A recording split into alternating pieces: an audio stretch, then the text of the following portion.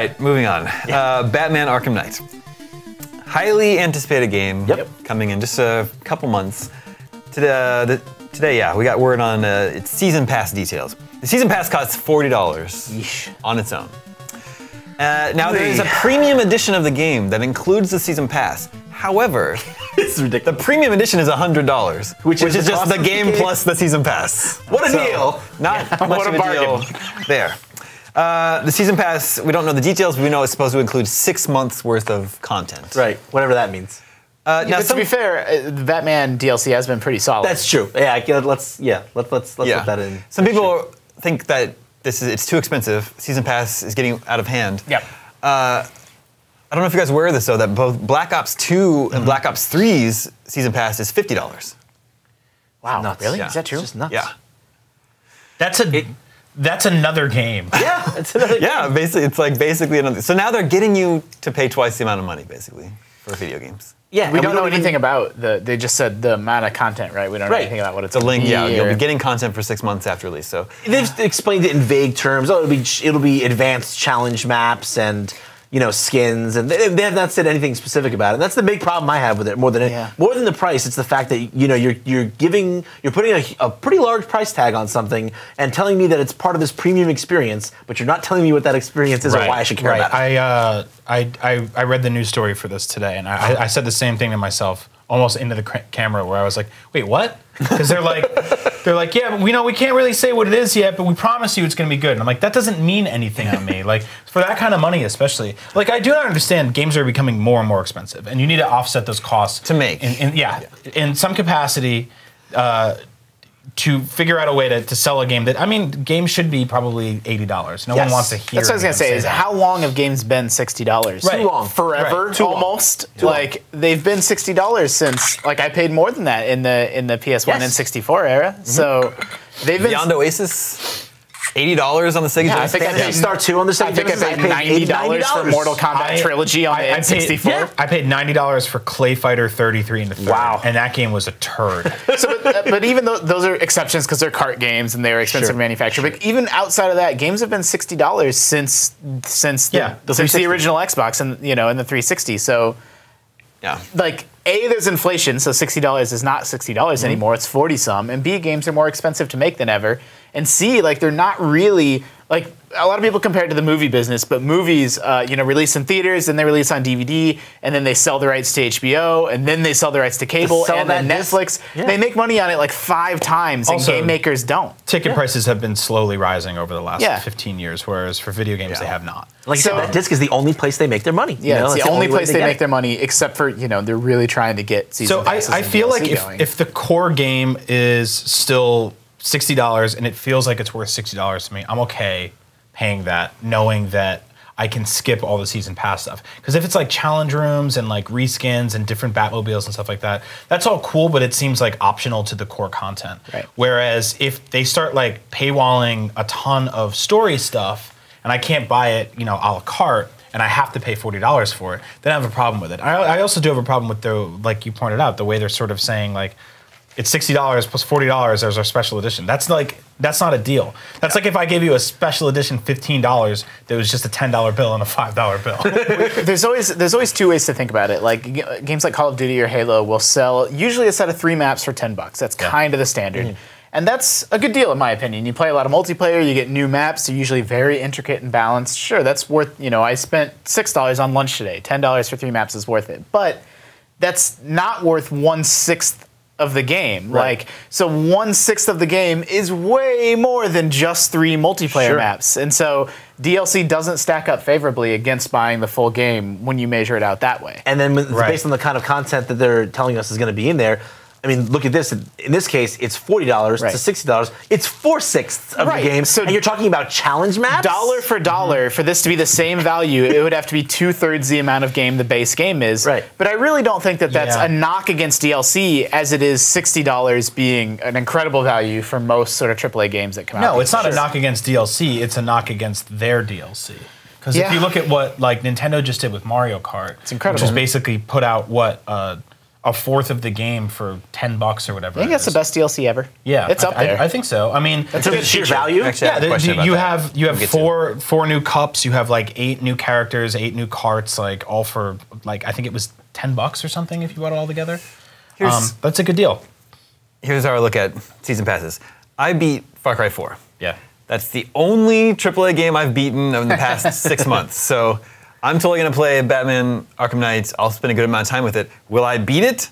I have no idea if I will ever be able to beat that game. Did you? Much less ever explore any of its extra content. So did you do the Yeti stuff in Far Cry? I didn't even do that extra stuff. I didn't either. And like, I don't know if I would have had I bought the season pass beforehand. There's not enough time. But I do know to play all the games. No, there isn't. But I do know this: that like the Yeti stuff, which was interesting to me because it was single player, and that's how I played most of Far Cry.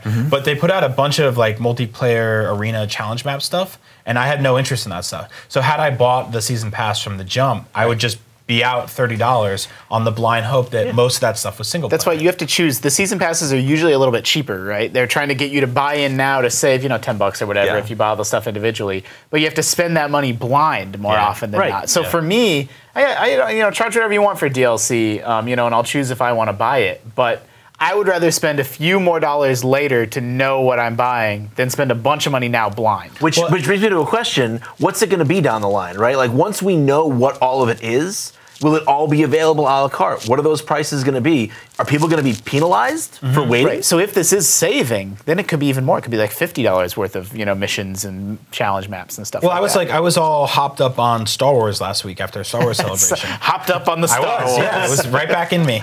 And I went on my PS4 and I saw the Battlefront pre-order deal, which is basically like you spend 60 or whatever bucks now, and you pre-buy the game, and then they give you a bunch of stuff, which is basically like going to GameStop and getting a pre-order bonus of a bobblehead or whatever, a skin or something like that. But a bunch of this stuff is paywall behind that pre-order, and like that's a game I'm interested in, but I don't know nearly enough about it yet to kind of really know where it's going to land. Like Batman, I'm kind of like, all right, this is their 3rd or 4th or fifth of these. Well, the third one made by Rocksteady. Rocksteady's 3rd Batman game in just a few years.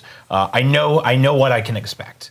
So I can kind of get an idea of how long that game's going to be, how the combat's going to be, what it's going to look and feel like. So I kind of get that, but like a lot of times we're just buying blind and we're just jumping in on something on the off chance that it's going to be amazing, and like that worries me because now content is being paywalled behind that buying blind. Like, I might not be able to get certain parts of Battlefront until I pay that $60 today, and I'm not going to know until this fall if that game's really worth my money. And that's the problem with pre-order culture is that they know that people are losing reasons with the advent of digital. People are losing reasons to want to pre-order their games, so they're trying to create reasons because they want to make sure people get their money down and get bought in and get their game before dissenting opinions kind of spread and people know they don't want it. It's really, really, really important for retailers.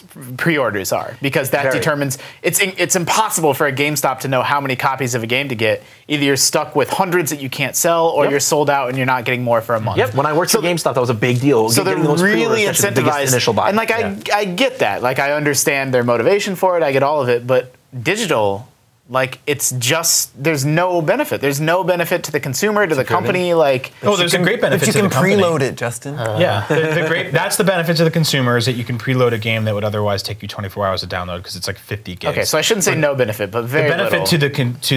to the company is that they have your money, and whereas GameStop, I could walk into GameStop and go, "Here's $5 for this game," and then a month later be like, "I'm out," and come back, take my $5 back, and put it on something else. Yeah, that's why I think that's what I'm trying to illustrate. Is that's why I have more of a philosophical problem with digital pre-orders. Yeah, it's tough because I could put down $60 for Battlefront today, and that's the thing. I don't think you can pre-order with $5 down on a game digitally. I think you have digitally. You have to go all in.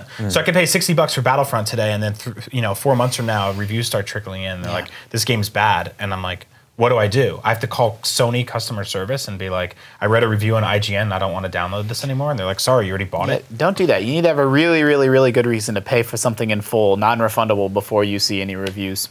Yeah, and they're trying to give people those reasons, but I don't think they're good enough reasons. Yeah. We have an email on this subject from Big Tony Style. Big Tony Style. Big Tony Style. Only style that matters. Wants to know what's the best DLC pack or expansion you've ever played. I'm currently playing through I see MK and I think Mortal Kombat, but he means Mario Kart 8 DLC tracks and 200cc mode, and I must say I'm thoroughly impressed how it has reinvigorated my interest in the game. Altano was just saying he agrees with Big Tony Style. 200cc is actually, I think it's just it's a free update. It's not even part of the DLC, so you don't have to buy into that to unlock that mode. The only way to get it, you have to get a cup, third place or higher on every 150cc in the game, which is kind of hard if you're not that great at that game. But yeah, that is a great deal. Like we were talking about it before. The reason I love it is it gives me an excuse to go back to that game every few months and sort of revisit it and go, wow, this is probably one of the most perfect video games Nintendo's made, outside of the really bad battle mode in it, which is still inexcusable. I like that combination of free and paid. Yeah. Like you get this, everybody gets this 200 mode, but there's also new courses that you got to buy, but they're really elaborate and huge. Yeah, and they were out the same day, so it was sort of like it brings you in for 200, Something and for while you're everybody. there, you're like, hey, there's more stuff here. And a lot of the courses are great. They're remakes of old, like the ones on GBA, which like always looked bad, and now they're full 3D, like they look beautiful. So yeah, I think that's one of the best ways to handle it, because the core game is still fantastic, but if you want more stages, they're there for just a few bucks. Mario Kart's way up there. For me, it's probably, I mean, I know there's better examples, but what's jumping into my head is Skyrim had really, really good, huge, elaborate DLC packs. Yes. An entire new giant landmass to explore, as if that's what that game needed. Bethesda in general, their games, I feel like Fallout as well. So Skyrim's final, Vince, remind me, what's the final DLC pack called? Where you go to the island of Solstheim and... nope, it's not in my head. Anyway, that one is especially impressive because it adds a whole new quest line, but it not only does it add this new area to explore, but it's as densely packed as the rest of Skyrim is. So there's inns to go in and side quests to pick up and people to talk to. Yeah. And dude's just hanging out that has his own little story that, like, what percentage of people are ever going to find this guy on the docks and talk to him? And it was like $15. And I'm like... They did the same thing with Oblivion and Fallout 3, just these massive, massive sprawling add-ons that added entirely new explorable areas. It's from like the era of expansion packs. Yeah. Yeah, and I like that because I feel like a lot of story, first of all, story DLC is way less common nowadays than I think something like multiplayer maps. They and usually stuff. fake it. It usually feels like stuff that was carved out of the main game and then put back in. Whether that's fair or not, that's how it feels, and Skyrim stuff did not feel that way. I thought what they did for, what was it, Infamous? Last year or this year? That was actually really cool. First Light standalone, right? Yeah, it was a standalone like package that was. I mean, Became standalone, yeah. Yeah, it's basically that lives in that same universe, but has you playing entirely different things. It's you different, guys totally are talking different. about It was a one of the different thing, characters who was kind of like a side, not a side character, but she was, one of the characters you meet during the main game, and everyone kind of unanimously agreed that she was probably the most interesting character. Yeah, because she's a crazy hoarder woman that lives in a billboard. She was great. Who's kind of a sniper. What's her name? Neon or whatever? Yeah. Her name is Neon. It's a video game. The couple that always stand out to me are Undead Nightmare. Yeah. Yep. For Red Dead Redemption. Yep. Yeah. Obviously. And then there were really good ones for Dishonored, where you do play as one of the bad guys from the main game. Yeah, I guess like Lost in the Dam counts too, right? For Yeah. GTA. GTA's Ballad are of the really Gay good. Wait, are we still getting GTA 5 story DLC? It's been so long. Yeah, we heard a long time ago that they were doing that. It's out on PC now, so Yeah. maybe they're finally gonna. Yeah, they probably wanted to get all of that out there. If we're going to talk about story DLC, though, I think that Left Behind, for Last of Us has to be part of that conversation. Yeah, that was great. And that was the reason I don't really like story DLC a lot, because it just feels so small in comparison. Like actually physically the environments are so tiny. But I liked that because you're kind of revisiting an older environment, but from a different perspective. So, and it actually weaves in new environments and old environments, and it weaves right into the story, which was really smart of sort of being like, this is how you played this game as Joel, and now you're playing as Ellie from the flip side. Provides a whole different context for that character too. Very, very, very powerful. I think it's crazy that the first DLC big controversy that I remember is horse armor in Oblivion. Everyone, it became like a meme for years. Horse armor, it still is, but now that's what people want. They're like, I want, like, let me pay $1 to customize my character. It's so odd. Like, I just want a cosmetic thing. I don't want to be able to pay to get ahead in the game. I just want to pay for something that looks cool. But back then, everyone gave them so much crap for it, but it's really flipped since then. My friend called me a couple years ago, and he's like a kind of casual gamer, and he was just like, hey, I'm playing that. Have you played that game Godfather for 360? Wow, that's a deep And I'm like, yeah, the EA game. Yeah, I and played he's that like, game too. I'm like, I'm actually playing it on Wii now because someone had given me a copy on Wii, and it was like you could strangle people with the Wii remote. It was pretty interesting. But that game was one of those like special edition sort of ports where it had everything in it. and they didn't really have a pay model to buy anything.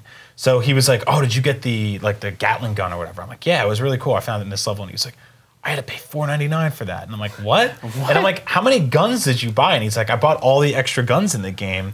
And they were like a couple bucks each. He had spent like $20 or $30 on guns for like a movie-based game. Wow. And back then that shocked me, but nowadays it's like totally common. It happens all the time. So he's the guy. Yeah. He's the guy that's He's like, the who's whale. doing He's all the this whale. stuff? Yeah, Yeah, 'cause he's the whale. Yeah. He had a tough time with the mission. And he was like, "I'll spend $5 to get out of this predicament right now." You know, like I do it on mobile all the time, where I'll be playing a game that's free, but it's $1 to get rid of ads, or it's $1 to like double the coins you're getting, or some dumb stuff like that. Yeah. Coin doublers and paying to get rid of ads are more reasonable to me Yeah. than other shenanigans on mobile. Yeah, on your point though about the horse armor, real quick, it's totally true. That used to be something that people didn't care about at all, and I certainly still don't care They about. hated it. They were so mad. But then you look at a game like Dota 2 that literally survives off. That is the only thing they sell. They do not sell accelerators. They don't sell like get double XP. They don't do that stuff. They sell. Why would I cosmetic spend things. money on this? It's pointless. It doesn't help me get ahead in the game. And now it's, why are you letting people spend money to get ahead in the game? This is baloney. I mean, we were so mad about that we didn't notice how often it started happening everywhere, and even started happening on like the Xbox Live Avatar Marketplace, where it wasn't even for your game. It was just for like the guy that's in the corner while you're watching Netflix has a Star Wars shirt on because you paid for it. The famous example is, I think it was $3 to get a wall from Gears of War. Yeah, that's right. Yeah, because of the cover-based mechanics of Gears of War. Yeah, I think that's right.